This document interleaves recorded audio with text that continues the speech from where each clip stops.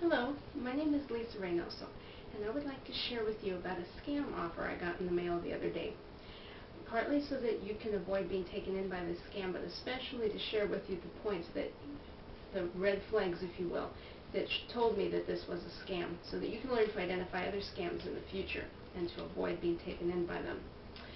In case you don't have time to watch the full video, there's a link right over here in the comment box over there that you can, to an article that I wrote, and you can scan through and pick out the main points there. Also, I'll tell you the other part at the end. I got this letter in the mail. I'm sorry I lost the stamp. My daughter took it. But it was from Canada. It had a postmark from Canada. Had no return address on it. And inside there was a check I could see from the outside. When I opened it, first I went for the check, of course. It was for $4,995. It's a lot of money, almost $5,000. So I read the letter. What's this all about? Sterling Consumer Surveys, that was the letterhead. And they indicated that my job search had turned up a mystery shopping job and that I was accepted, and that my first assignment would be to go to MoneyGram, any MoneyGram location, they said, and send $4,450 to a person in Canada by the name of Jennifer, with my last name, and that upon completion of that I was to fax a form into them with a review of the customer service and an evaluation. And then I was to go to any one of a number of major retailers like Walmart or Sears and mystery shop there, spending $100. That was also included. I could keep the merchandise and was to fill out another form. This was the one for the major retailer. This was the one for the MoneyGram. I was supposed to fax these in after I had completed it, and they said I would get to keep $300 and also the merchandise I bought, plus after the first week, if I completed it correctly, I would get $400 for 6 months, and then after that $450 per week. Now this sounds too good to be true, and it is. I'm going to go through a list of identifying characteristics of a scam, especially as it relates to mystery shopping, because you see, I used to be a mystery shopper. I worked for, I forget, 2 or 3 months as a mystery shopper, doing grocery stores and mall stores and different places. And let me tell you, mystery shopping is very different. They give you specific assignments. They don't give you, go to any store. You know, they tell you where to go, when to go, often what day to go, or what period of day, sometimes even the time range that you're supposed to work in. And they don't pay you until you have completed the shop.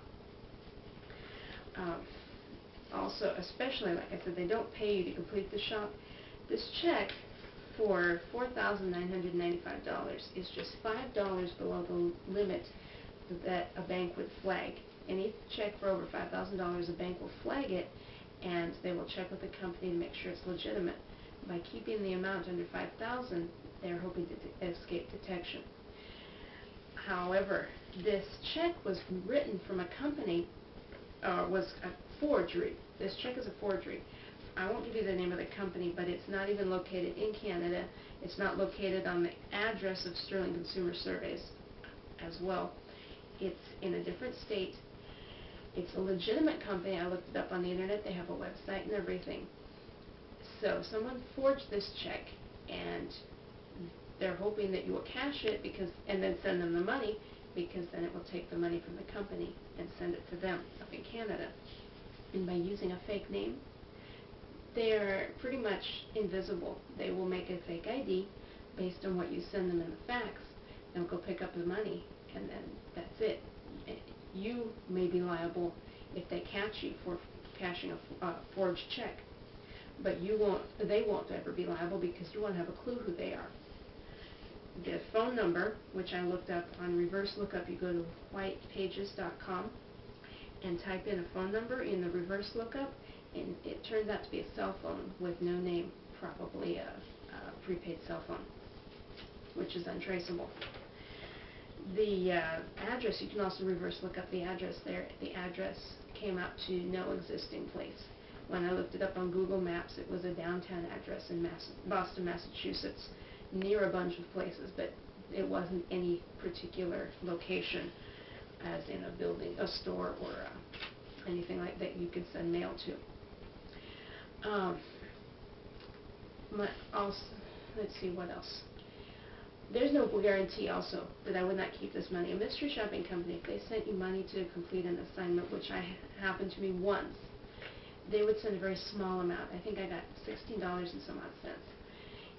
They would not send you $5,000 because they have no guarantee that you're going to keep it. Even if they had an assignment for, say, $50, which I think somewhere they did, but the most I ever got paid was $30, I believe. And that was because I begged to not do the assignment, and they really wanted me to do the assignment, and so they kept upping the price until I agreed to go drive half an hour to complete it. Anyway, so they would never send an amount this large. If they paid you a large amount to do an assignment, they would pay you after you had finished it and sent in the evaluation. Also, something else that you wouldn't necessarily know, on the back here they have a code of ethics, business conduct and ethics, and they refer to you as an employee. This is not true. A mystery shopping company does not hire employees to mystery shop. They hire independent contractors. They do not take taxes out of your pay. They pay you with a 1099, or they pay you, but they issue a 1099 if you earn over $600 or whatever the going rate is. So you are an independent contractor. You're not an employee, and so everything that's on the back of here is just screaming scam. I don't know what I'm doing.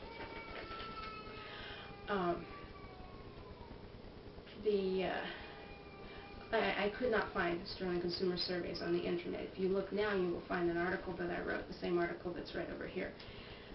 But you won't. That's the only thing you'll find. When I searched for it 2 days ago, there was nothing there. No Sterling Consumer Surveys. It does not exist as a company.